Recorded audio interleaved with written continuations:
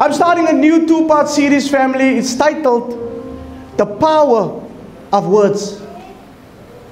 The Power of Words. So a lot of people don't know and don't understand that your words have power. And this morning I want to confirm it with a lot of scripture. There's a lot of scripture that will remind us, and it's also a warning to us for those that use the tongue any way they want. And I think that it's going to become quieter as the time goes on. And I would love it to become quiet, you know what, because I want this to sink in, because it is very important. That sometimes the word that we say to one another, it can break a person spiritually, emotionally, sometimes even physically.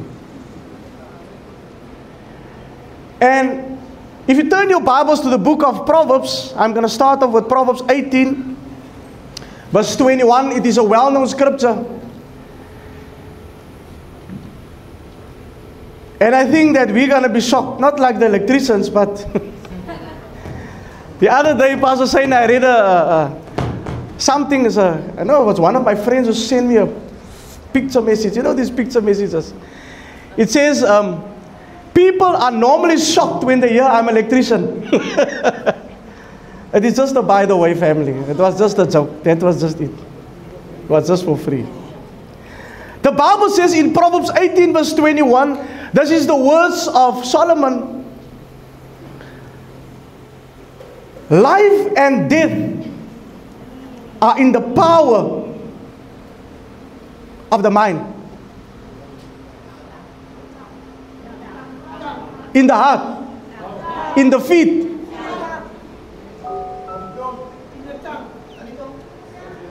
Family, this is it's powerful. For me just to say it. Death and life is in the power of the tongue. Just think about it.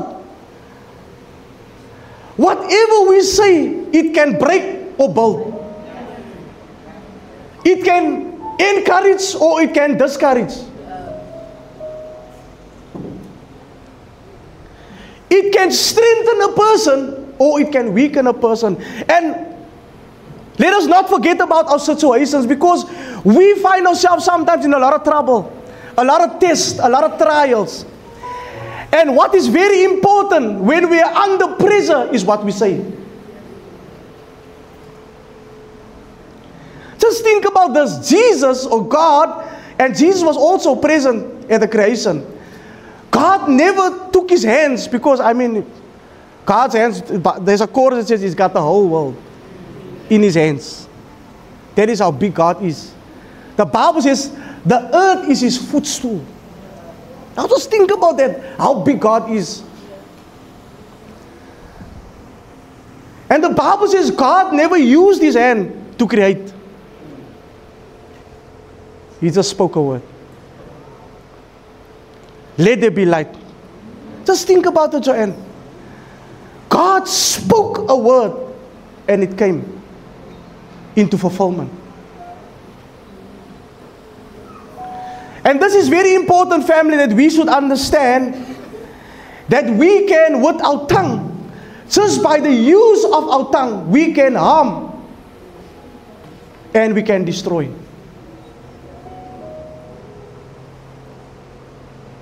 We can build and we can encourage just by the use of our tongue. And I've got many, I can share with you many stories. I can share with you many things that has happened in my life, in my house, and in my personal life, my day-to-day, where I work and people that I engage with. We speak on a daily basis, family. We use words on a daily basis. And sometimes we joke and sometimes we say things. And I think one of the famous things that we sometimes say is that, I want to say something to you, man. This is a matter of life and death. Wie het al so gesê al? Dis 'n matter van lewe en dood. I just have to tell you this. Now it is a matter of life and death, what we say. And I came to realize that I've said some things also, And I needed this word, humbled me. I was up early this morning and I was thinking about this word. How many times I failed God. How many times I failed my family. How many times I failed my community. How many times I failed the word with stuff that I utter from this word. Don't be stupid, man. Don't be silly. It is words that we say, but we don't think about it. And that's why in the book of Ecclesiastes 5, the Bible says, let's go to it quickly. Quickly, family, let's go to it. I might misquote it. I don't want to. I have to be very careful what I'm saying. And I want to quote this verse correctly. Ecclesiastes 5. It's not in my notes, but I'm just giving it for you for free this morning. So we're going to have to read between the lines because there's going to be a lot of free things which you can take along the way. Ecclesiastes 5 verse 2. Just listen to this, family. Do not be rash with your mouth. And let your heart utter anything. And not let your heart utter anything hastily before God. For God is in heaven and you are on earth. Therefore let your words be many. Let your words be a lot. Let your words be few. Now, family, I'm confirming stuff which is not said by me, by the word of God. I want to understand. We have to confirm whatever we say, it must be backed up by scripture. So also word moet min wees, but I'm telling you, there's people that are like, you know that there's a train in New Zealand. I think it's Taiwan. You know, that train is so fast. If it must come there 5 to 8, it will be on that platform. I'm not talking about our railway system here, Prasa. I'm not talking about this railways. It's 5 to 8 and then 8:30 or 25 to 9 or 10 to 9. You wonder, where's that 9-2 train that will take me to Langa? Or that must take me to Pilots. Who remember that 9-5 and 9-2 trains? Hey, beloveds, I was sometimes late and then I have to have excuses. But you know, our words are like this. There's people that can just talk all the time. Talk. Talk all the time. But the scripture says, let your words be few.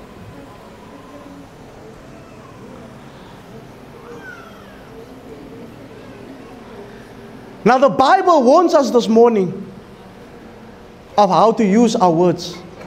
And I want to give you some scripture, family. And I want to remind us that whatever we say, there are people listening. And we can either build our own worlds in a nice and positive way, or we can break our own lives in a negative way. I just want to mention this one time. I was driving, coming down on AZ Berman. So I had my family with me. And I had my 5-year-old. You know, he's a loose cannon. Like me when I was also that age. He's by a lost family. So, there's a driver, Pastor Brandon, coming.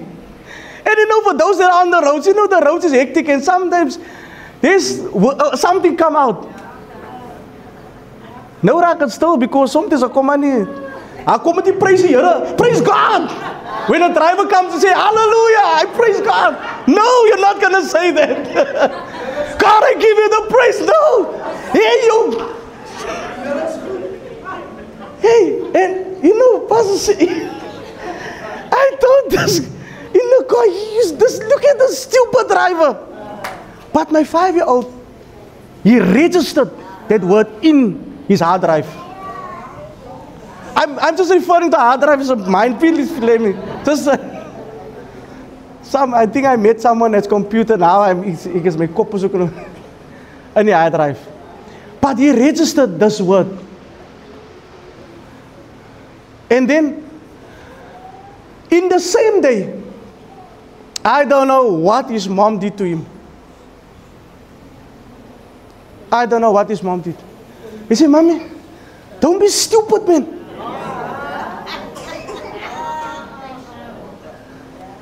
Where did it come from?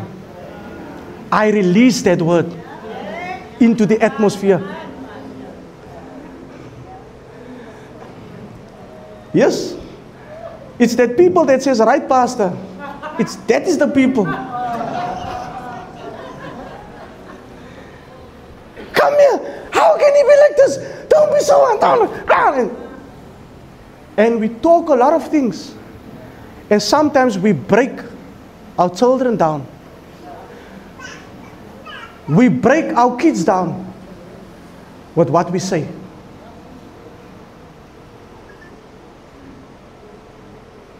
Look at you. You silly.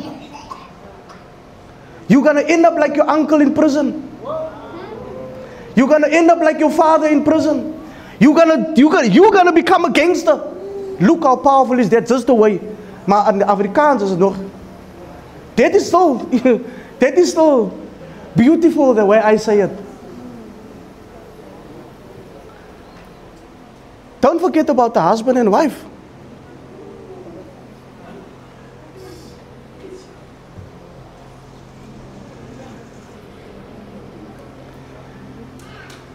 And we don't understand that we break that person down, or we can build him by what we say. How many of us are sitting here?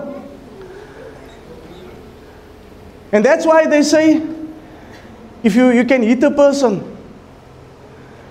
which is not good to hit a person. You know, you will feel that pain now. And in an hour or two's time, or the next day, or in a week, it will be gone. But tell someone something wrong. Release something negative. And that person will keep that word for years. They call that verbal abuse. The Bible, family, not me. The Bible says life and death is in the power of this thing. Let's read it further. And the Bible says in verse 18, Proverbs 18 verse 21, life and death is in the power of the tongue, and those who love it will eat its fruit.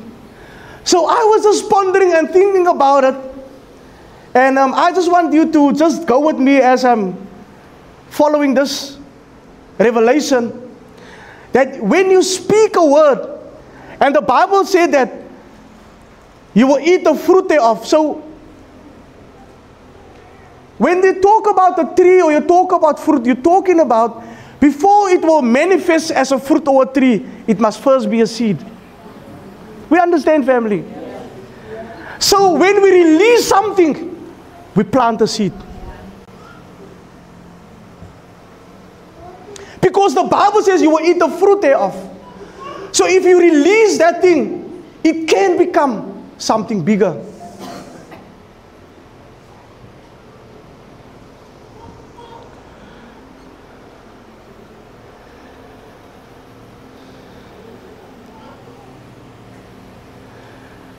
I've done some research, family. Science has proven that when you speak negatively to a child from a young age, and if you keep saying to that child negative things, and you release negative things, you plant seeds, you sow seeds negatively into a child's life or into your child's life, you're gonna get something negative of what you've sown.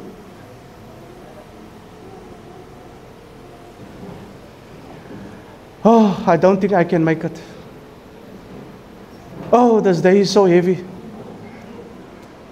Oh, this year has been so hard. Does it sound right, family? Am I sounding right? I look down. I look discouraged. I don't look like even a Christian when I say these things. And that is how a lot of us speak. Oh, I feel so tired. I'm so sick of this. I'm so stressed out. I'm so this, I'm so that. There's nothing that is positive that is coming out. I told the church a couple of years ago, instead of saying, I'm going to take a sick day off, say, I'm going to take a recovery day. Does it make sense, family? Because you're taking a day off because you recover. You're taking a day off because you are recovering from whatever you have. Not, I'm going to take a sick day. I'm taking a recovery day. Does that sound more positive, family? I'm taking a recovery day. Not I'm taking a sick day. Yeah. I know there's a lot of people that makes the wake up. Does it make sense what Pastor Desmond say? Recovery day, but I know that on my payslip it says sick days. But we are Christians. Here's the difference, family. Here's the difference. We don't serve a God that make you sick. We don't serve a God that make you poor. We don't serve a God that don't want you to be blessed. We serve a God that His name is Jehovah Jireh, Jehovah Rapha, Jehovah Shalom, Jehovah Mkadesh, Jehovah Rohi, Jehovah El Shaddai, Jehovah Adonai, Elohim, Yahweh, El Elyon. He is the most high God. I can't say, I am sick, I am tired, I am weak, I don't, no. But we release that over ourselves. You know, there's a Xhosa word, which I love to say when I worked at Woolworths. Kunzima. It means, and sometimes I even said, umhlungu. It means the one would say, it's hard. It's hard to be a man. It's painful to be a man. And you know, my time at Woolworths was, like I said, hard and painful. But God delivered me out of Egypt. I have to say Egypt. I didn't say the company name, I say out of Egypt, so no one can say. Sante is looking like me because he's working for Woolies now.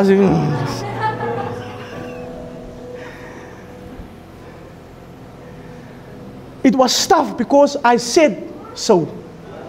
I sowed that words. I spoke that words into the atmosphere. And that time, it was very tough in my life.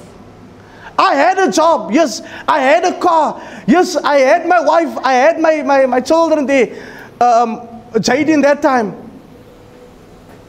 But life was tough. You know what? The father of the house, he released that words from here. My words supposed to be, I know I can make it. With Christ all things are possible. You've not given me a spirit of fear, but of power and of a love and of a sound mind. God, I know if David could defeat, the Goliath, I can also do it.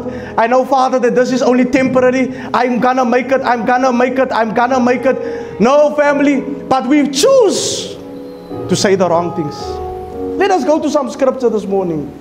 My first point is the tongue is a powerful force. James 3 verse 5 to 12. James 3 verse 5 to 12.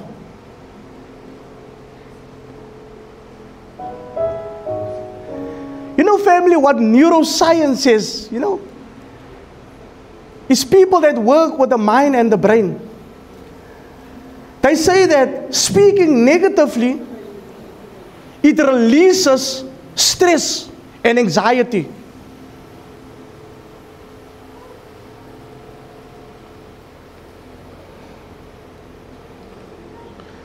James 3 verse 5 to 12.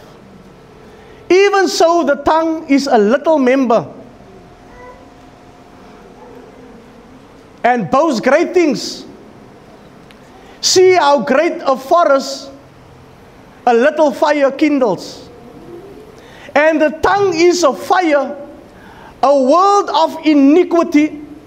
The tongue is so set among our members that it defiles the whole body, and sets on fire the course of nature, and it is set on fire by hell.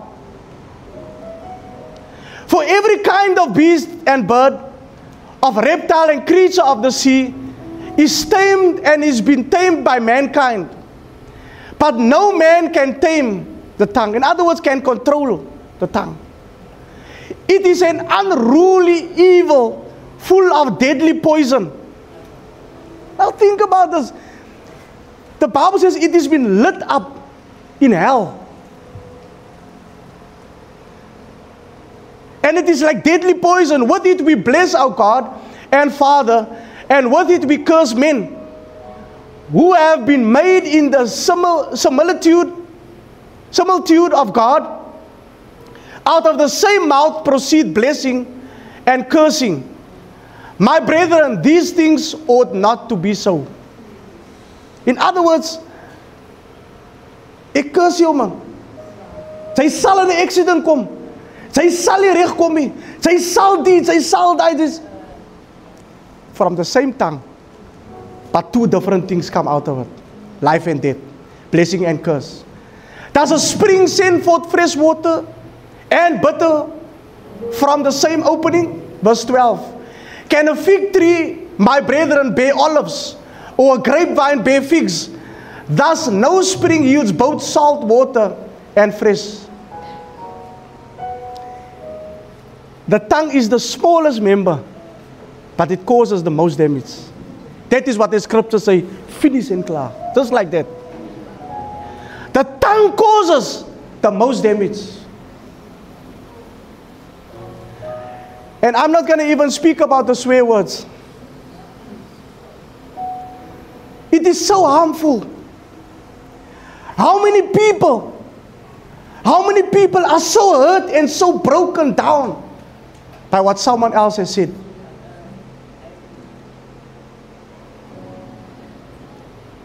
I don't like you. I hate you.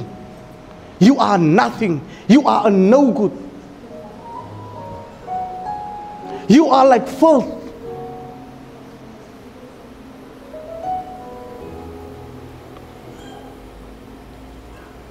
Matthew 12 verse 36 and 37. Matthew 12 verse 36 and 37. I'm talking about the power of words, family. This is part 1. The power of words. Matthew 12 verse 36. It says, but I say to you that for every idle word men may speak, they will give an account of it in the day of judgment. Verse 37. For by your words, listen family, what the scripture says, for by your words you will be justified, and by your words you will be condemned. Ek dink baie mense is baie geskok nou. Every word that we speak, we will gonna have to give an account for what we say. We will either be justified, the Bible says, or we will be condemned. Family, there's power in what we say. And I know there's some of you that has been through a lot of things that has been said to you. Maybe from an ex-employer, or maybe from an ex-girlfriend or ex-boyfriend, or maybe from a family member, or maybe from a friend in the street, or from a colleague. But today I'm saying, while we are still alive, God can rectify. God can turn around. The Holy Spirit can change the course of words that was spoken. And one thing, family, that we have to understand, when we release a word from our mouth, we can't take it back.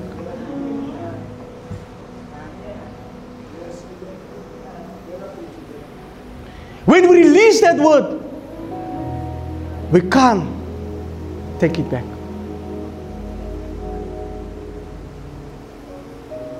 I don't want to see you again.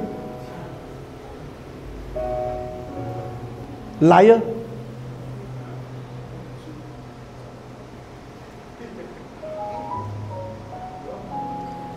It is only a word. It is not even a shot. But how powerful if you say it in that crass way. Moenie versin visie. Don't be stupid.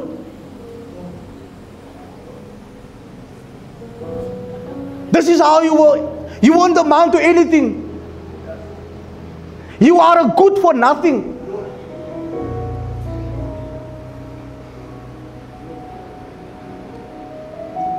It is words that we speak, and we have to give an account. I want us to sink in, family. We're gonna give an account for what we say.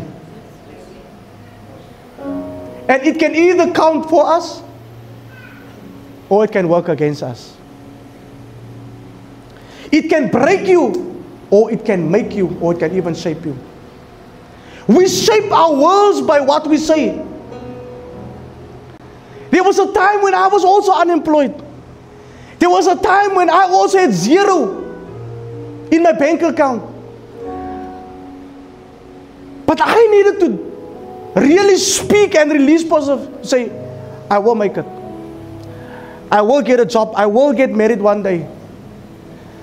Whatever that nurse said at the day hospital, that my face won't come right. That is what she say. I don't need to believe what she say. I believe what the Word of God says. I stand on the Word of God. I will make it. I will get married. I will achieve this. I will achieve that. I will get to my goals through God. Yes, people can release things, family, but you can cancel it out. You can block it out. You can nullify it by the Word of God. I'm standing on the Word of God.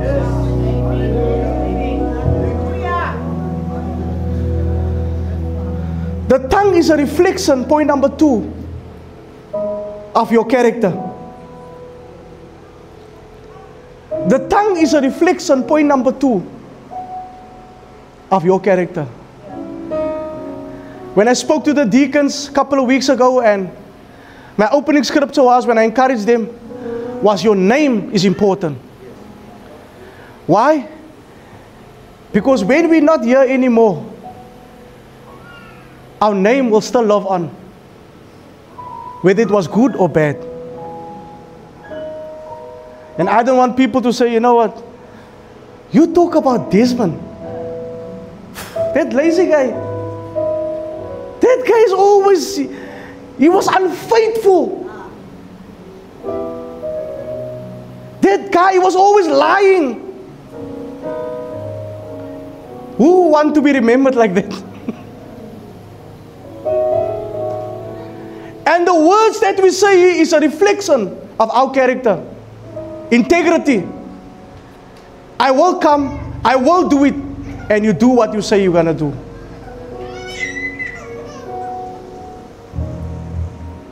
Ephesians 4 verse 29. Ephesians 4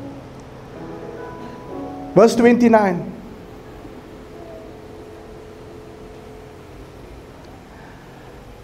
A person's true personality and character will be seen by what they say. Ja? Oh, hier kom het. Ephesians 4:29. Let no corrupt word proceed out of your mouth, but what is good for necessary edification. It means for, to build and to encourage, that it may impart grace to the hearers. Let no corrupt word proceed out of your mouth, but what is good for necessary edification, that it may impart grace to the hearers. No corrupt word. No negative word. And what the scriptures say, what Paul is encouraging the church in Ephesus is that it must be words that is uplifting. Words that is encouraging. Word that will take that person that feel low and down and out. If you speak that words in, it will lift that person out of the ashes. It will encourage that person, so that person say, I want to serve God with you, my sister. I want to serve God with you, my brother. James 1 verse 6, 7 and 8. James 1 verse 6, 7 and 8. James 1 verse 6, 7 and 8.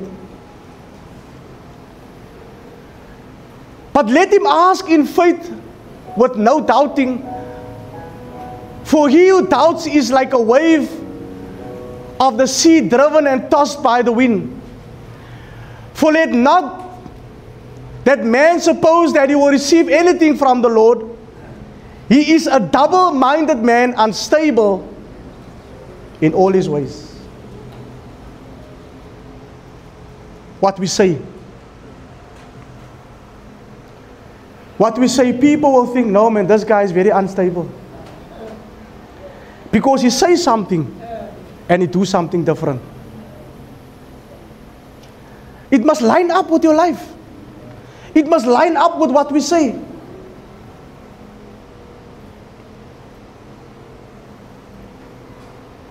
Colossians 4 verse 6. Colossians 4 verse 6. Let your speech always be with grace, seasoned with salt, that you may know how you ought to answer each one. Let your speech always be with grace,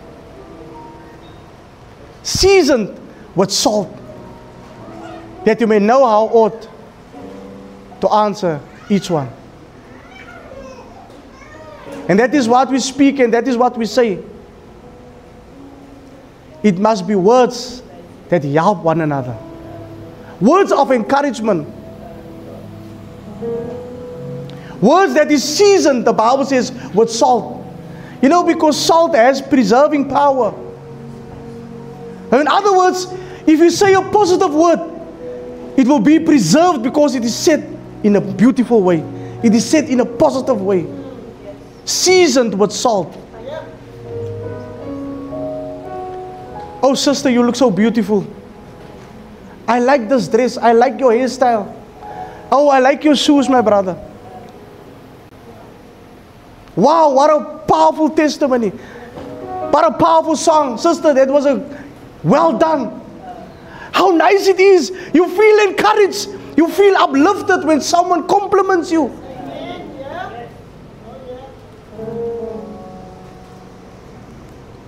James 1 verse 26. James 1 verse 26. If anyone among you thinks he is religious and does not bridle, in other words, he cannot control.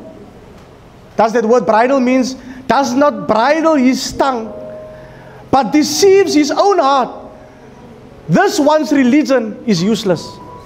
Wow. Hey family, this is powerful. If you cannot control your tongue, then religion is useless. There was a guy that was regularly here in and out, and I spent a lot of time with him. And this guy used to talk so much, family. Sometimes I get a headache. And the thing is, it's nice to have a conversation when there is a two-way, not a one-way. You get that conversation, you just have to listen. The Bible says in Nehemiah, the Bible says in Daniel, the Bible says in Genesis, the Bible says in Ecclesiastes, the Bible says in James, and you just have to listen. They don't give you even a chance to say anything. We tell us so conversations. How many of us has been? Don't give you a chance to talk. But the Bible says, let your words be few.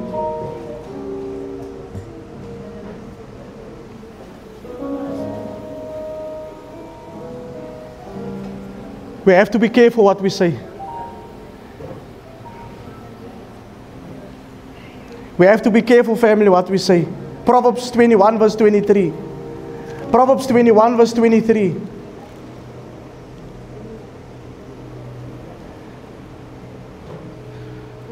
Whoever guards his mouth and tongue keeps his soul from trouble. Whoever guards his mouth and tongue keeps his soul from trouble. A lot of people get into trouble because of this. Because they can't keep it close. And they can't control the small member of the body. Family talk is cheap. Talk is very cheap. And this is what I told my friend. You can't talk this job finish, you have to work it. You have to graph it. You can't say in 1 minute, we're going to finish this wall. We're going to finish this house. We're going to paint it. In 5 minutes, you say we're going to do it. Klar. Then it take you almost 3 days to finish what you just said in 5 minutes.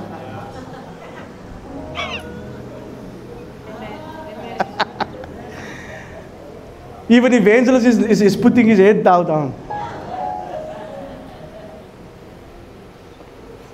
Our words that we release, we create our world by that. And people that come into our world or come into our space, they can also feel that energy with what we release. And gossip is a big problem. Lying is a big problem. It is stuff that we release.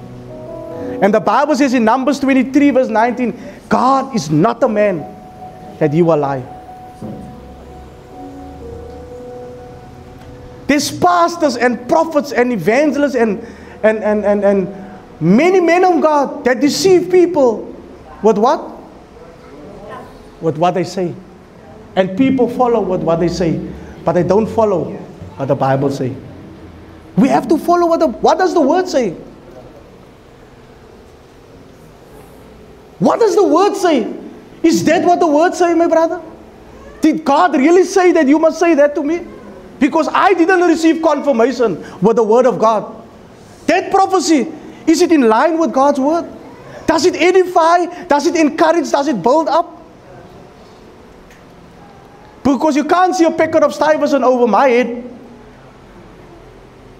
Because there's nothing encouraging in that prophecy, my brother. Nou raak ons stil nou wat ek praat van cigarettes.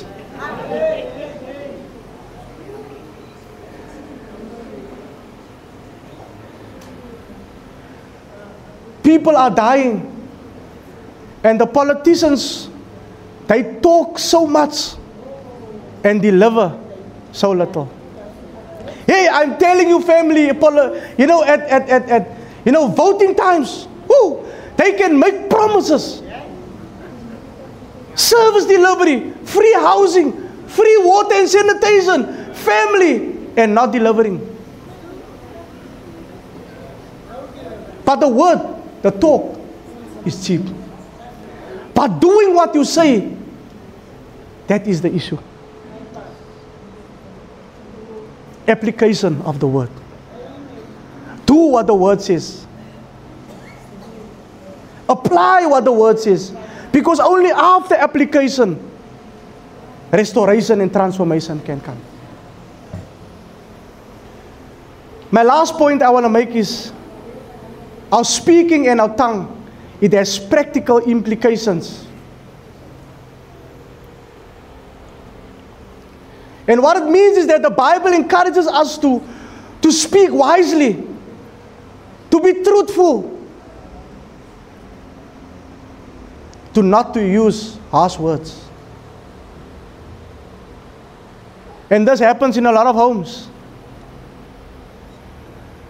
I know there's a lot of homes that are here, people that are here, families that are here, that are struggling in this department in a big way. Stuff that is being said.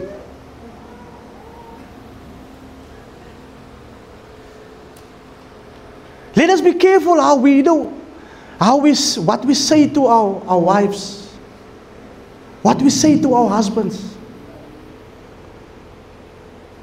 You just want to be the boss. No, you can't tell me. No, you this, no, you that. We must be careful. Build one another up. And it's something that I also, family, am working on hard, because it is not easy. Is it easy, family, to be positive all the time? Especially when the pressure is on, especially when the fire, when the devil heats that fire 7 times, and no brikkie kraan, and no brikkie friets, and no muffy duck. You always want to get someone else. Why can't you fix this roof, fix this step? Now you must call a plumber. Fix it yourself. You lazy bum. En nou is hy ding aan. Hey, nou gaan die ding ruk. What? Did you say that I'm a... But we must be careful, because we can overstep the boundary. There is boundaries, family. Husbands, love you as Christ loved the church. There you go. Vrouwens het die hardste amen geskree. Ek kan Lucy se stem hier vandaan af hoor. And ladies, who must get the respect? Only one. I only heard Auntie Joan. So where's the other ladies? Where's the comments now? Don't let your words be few now. You must speak up. It's time to speak up. Proverbs 15 verse 4. I'm almost done, family. Just 3 scriptures. Proverbs 15 verse 4. Almost there. Proverbs 15 verse 4. A wholesome tongue is a tree of life. But perverseness. No, it's not persevere. Perverseness. There is it. Yeah. Don't come with that wrong words here from this side. It's perverseness. I know my English. Ek het amper iets gesê nou wat ek nou we have to give an account for. A wholesome tongue is a tree of life, but perverseness in it breaks the spirit. Think about it, family. A wholesome tongue is a tree of life, but perverseness in it breaks the spirit. Oh. How many people are sitting at home, Auntie Joan, because of what someone told them? Yo, I know a lot of people. And I'm just going to give this one testimony. There's a lady, 2 years ago, I just parked in front of the house, and I got out and I was taking something from the boot. And this lady, she had a few, you know, she had a couple of, I don't know what was it, but it wasn't water. It wasn't cool drink, it was something else. It made her talk a lot, you know. And when you have that water in, I don't know what they put in that water, but I think it's poison. Because it makes that lady talk so much. But the one thing of that half an hour that I was listening to this lady, and this one thing that she said, it captured my mind. She told me, brother, I was also a Christian, but something happened. And now the tide is turning. No change ding. Now my ears is, now my loudspeakers is on. Hey, my hart draai, alles is, ek is attentive now. And she's saying she was still young, 18, 19. She came to church. Her dress was above, just a little bit above the knee. And we know in the olden days, family, come on. As enkel diepte. Nothing above the knee qualifies you to enter the church. It was strict. It was strict. It was tough. If you don't, if you're not, the deacons at the door, brother, what's up? Where are you going? Because you have to be neatly dressed. The ladies must be clothed, no cleavage, no. We don't want to see any assets, nothing.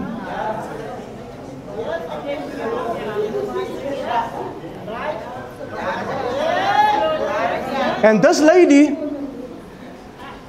because her dress was just above the knee, they said, please go put on something better. And she never ever returned into a church again.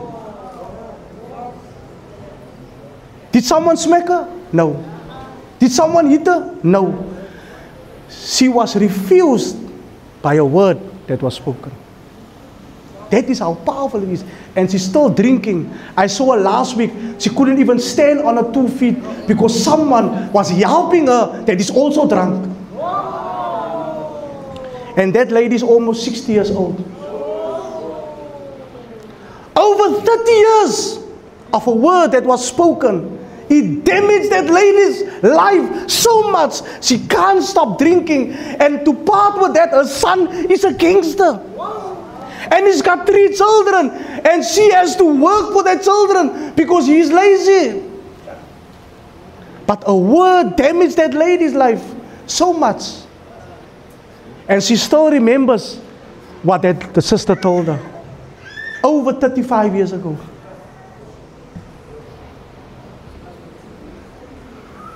They sent her home because of her dress. She never returned to the church again. And she told me, I will never set my foot in a church again. You know, my words, I was looking for something to say to this lady, but it was difficult to encourage her. And I thought, one of my sisters, someone that is elder than me, don't know how to say and to encourage one that is so down and out.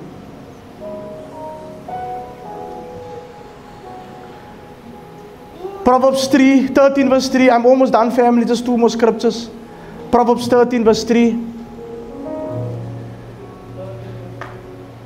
Proverbs 13 verse 3. It says, he who guards his mouth preserves his life. There that word comes again, family. Preserves. Salt preserves. He who guards his mouth preserves his life. But he who opens wide his lips, hey, shall have destruction.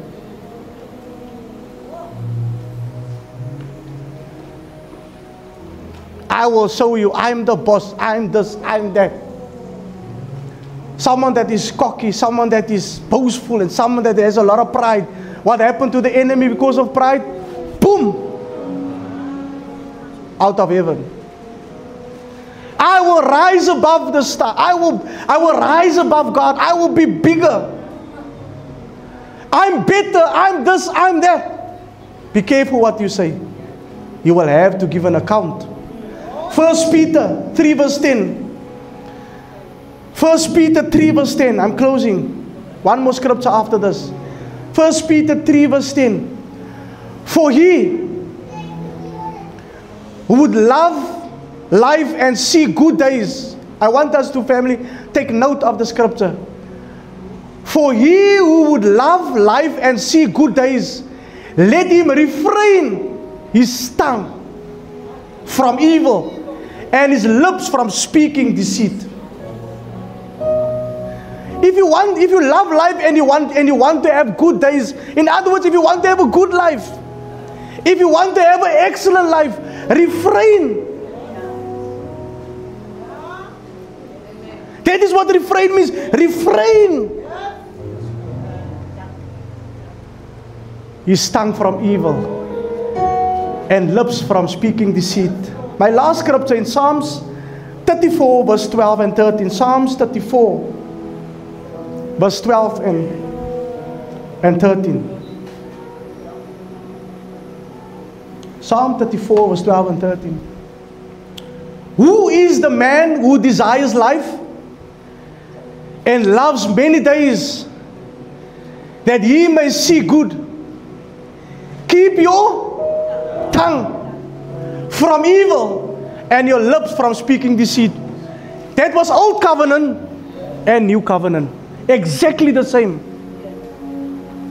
So the Bible there, in the integrity of God's word, is lined up from the Old Testament into the New. Whatever God said in the Old Covenant, He's still saying it in the New Covenant. I want to end off with this statement. And I would love the worship team to also come to the front.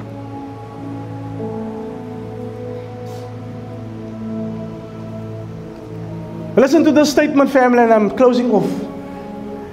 We mustn't get God in agreement with our words. We mustn't get God in agreement with our words. We must get our words in agreement with God.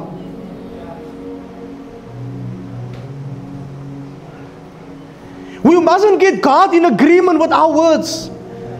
We must get our words in agreement with God.